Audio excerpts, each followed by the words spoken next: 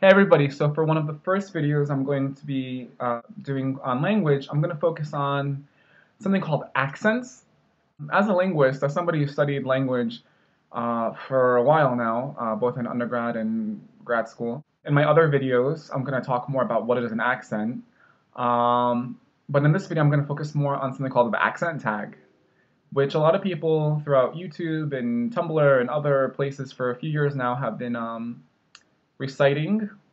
And then there's a series of questions after saying those words uh, to see what you say in your region, wherever you're from. So I wanted to do that because it's really fun, and people obviously don't necessarily talk the same way in New England, Rhode Island, as they do in New York, New Jersey area. So I don't really have a strong New England accent, but most people tell me I don't necessarily speak with a strong or typical New York, New Jersey accent either. So I wanted to do this accent tag to show that I do have a little bit of both when I speak. There is an influence of both. I do certain things differently. So to all the people from Rhode Island, to all the people from New Jersey, whether you're from Woonsocket or New Milford up in Bergen County, you're going to say, well, that's not how I say it. No, because even if you have a whole family of people that lived in the same place and they're all related, they're not going to all talk the same anyway. So after maybe too long of an introduction, here is the list of words, and then I'm going to answer the questions. So let's go. Aunt. Okay, so the word A-U-N-T, I get a lot of flack for. People say, no, it's an ant. I'm like, no, for me, that an ant is an insect on the ground, and I say aunt, Auntie Georgette. That's one of my aunts. I have a few. Aunt, auntie. The only time I'll ever say aunt, referring to your parent's sister, is Annie M from The Wizard of Oz, just because that's her character name, and that's it.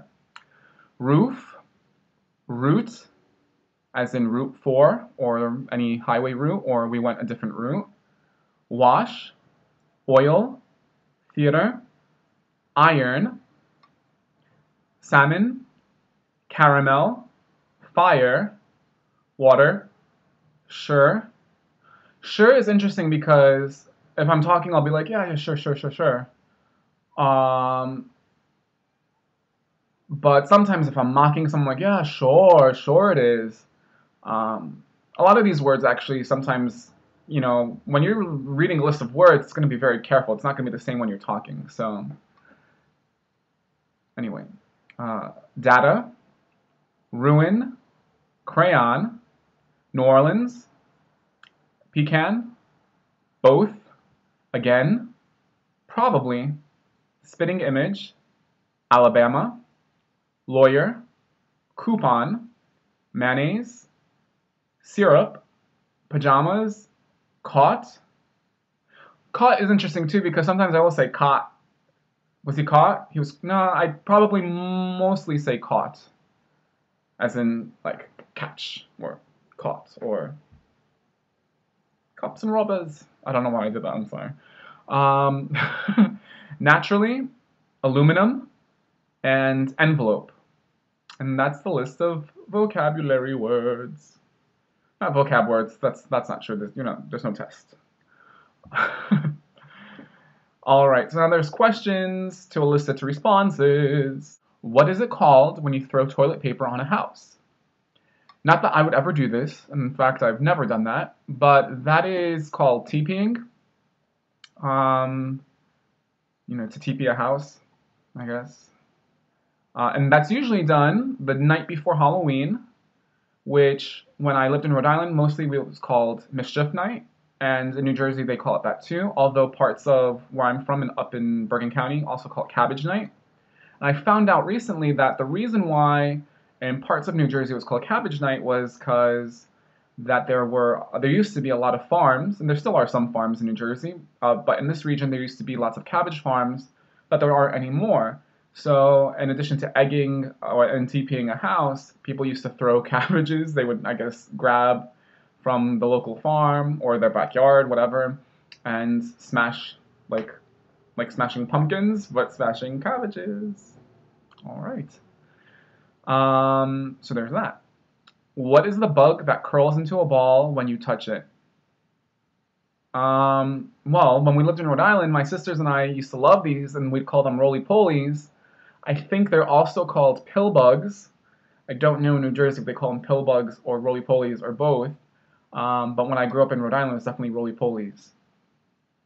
I'm pretty sure that's the technical name too. Yes, if you look in any biology textbook, it'll say, species names, roly-poly. What is a bubbly carbonated drink called? Champagne. No, soda. I don't know too many people that call it things other than soda. I know of people that say pop. First time actually I ever heard that was when I started college, probably grad school, because there were people from all over the country, from East Coast, West Coast, the Midwest. But no, for me, it's soda. What do you call gym shoes? Well, most of the general word, the generic term, I guess, is sneakers. But I will also refer to sometimes sneakers as either running shoes or gym shoes or cross trainers. It depends really what they're for. Some sneakers are basketball shoes. I mean, that's too much. What do you say to address a group of people? Well, I tend to say you guys. That's not the same as in the Goonies. Hey, you guys. Well, I know it is. But sometimes I say everyone. Hey, everybody. Everybody. Hey, you guys. You guys. And that's what they want. I'm pretty sure that's what they want to hear. Well, what they're trying to get me to say. What do you call the kind of spider or spider-like creature that has an oval-shaped body and extremely long legs? That would be a daddy long legs. And I never heard any other term for it. Again, it's not like roly-poly, it's not the technical term, I'm sure. But I never knew that there was another word for it, and in fact, I don't believe that there is a common colloquial term, except for the fact that some people, I think, call it daddy long leg, singular, whereas I and most of the people I know call it daddy long legs, plural at the end.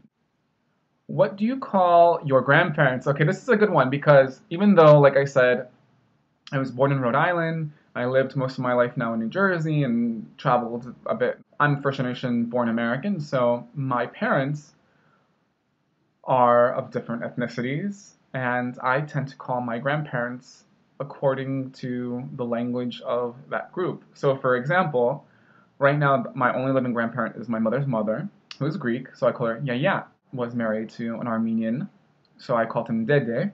Well, actually, I refer to him that way, Dede Onik. And now my father is a Syriac speaker. Some people call it Aramean, Assyrian. It's a very political term, so I'm not going to enter into that just yet, and not in this video for sure. But my grandfather was Jiddo, my dad's dad, but that was what we called him. And my dad's mom also passed away long before I was born, like in the 70s, I believe. And I don't know if there's a term in Aramaic for grandma, but whenever we referenced her, it was always Mama and her name Mama Saria, which is interesting because Mama is obviously mom or mama, and that's how you refer to the grandmother, grandma, your mother and her name. But in English, I'd always refer, when talking about them, grandma, grandpa, or grandmother, or grandfather. It's a little bit more formal. And I tend to be really formal in general, even in casual situations or things that, situations that tend to be less formal amongst friends. I tend to just speak that way because, that's how I am. What do you call the wheeled contraption in which you carry groceries at the supermarket? Okay, so this is an instance for sure, where I don't necessarily follow the New Jersey standard all the time. Most of the time I will say it's a shopping cart, but once in a while the word will slip out without even thinking about it. I'll say carriage, and that's what they used to say in Rhode Island, at least when I was born, when I lived there, it was a shopping carriage. What do you call it when rain falls while the sun is shining? That's a sun shower. That's it. What is the thing you change the TV channel with? Remote control or remote. That's pretty much how I would call it, the remote. More often than not, it would be the remote. I wanted to add a few that I either noticed. So number 11 is one that I came up with, and is what do you call the machine that spouts drinking water? So on the very first day of school, when I was 6 years old, about to turn 7 in elementary, I asked the teacher if I could go to the bubbler. Everybody started laughing. What's that? What's a bubbler? I'm like, bubbler, the bubbler, you know, where you drink water out of. They're like, oh, you mean a fountain. And it's funny because in Rhode Island, when you say water fountain, people think of like an outdoors fountain, like a decorative fountain that you see in a park, for instance. And in New Jersey, it's a water fountain or a drinking fountain, a fountain by itself. And I learned recently that Bubbler is a brand name of water fountains by, I think, Coleman products. So just like a lot of times people will say Kleenex when they generally mean just a tissue, or people say Q-tip when they are referring to any kind of cotton swab. It's that type of situation where you refer to by a particular brand name. So that's cool, I guess. What is the what is the small crunchy candy that you put on top of ice cream? All right, so now I just refer to them all as sprinkles, but in Rhode Island it was always the multicolored ones were rainbow sprinkles and the chocolate ones were Jimmy's. And I didn't think anything of it, and sometimes even in New Jersey you can see, a brand name that we'll call it that, Jimmy's. But I learned recently, I heard, I'm not sure how accurate or truthful it is, that is kind of a non-PC term because Jimmy's referred to Jim Crow laws apparently, and that's why you call Jimmy's specifically chocolate sprinkles because it's, yeah. But I don't want to get into that yet. That'll be another video when we discuss language and ethnicity down the road. So that is my accent tag. I'm sure there's a lot of other words. I know I say things differently than most people from both Rhode Island and New Jersey. I tend to have kind of a unique situation, but I mean, pretty much we all do. No one is the same.